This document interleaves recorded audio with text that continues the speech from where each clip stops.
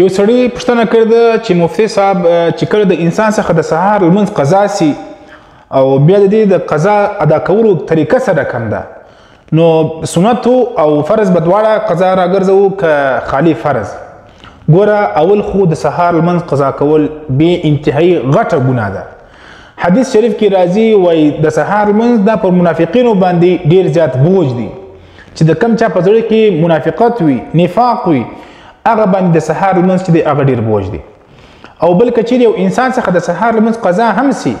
نو بیا طریقه دا ده چې څنګه د اشراق وخت داخل سي، لمر راپورته سي، نو په دې وخت کې دی 2 رکعاته فرض سره د سنتو ادا کړي، یعنې 2 رکعاته سنت هم ادا کولی سي، 2 رکعاته فرض هم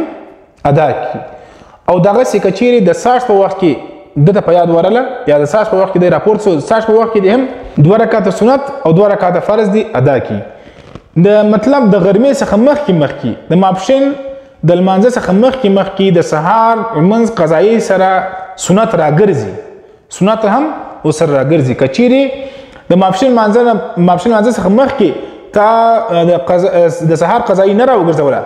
ادا دې نه کړه، نو اوس د ماپښین د لمانځه نه بعد بیا که چیرې هر وخت بیا د سهار لمونځ قضایي ادا کوې، نو ته به اوس خالي 2 رکعاته فرض کوې، سنت به بیا نه ورسره کوې، ځکه سنت چې دی د هغه اجازه خالي د ماپښین د لمانځه نه مخکې په دې اشراق د ساش په وخت کې ته سنت هم ورسره ادا کولی سي او د هغه ما بعد بیا خالي فرض ادا کولی سي.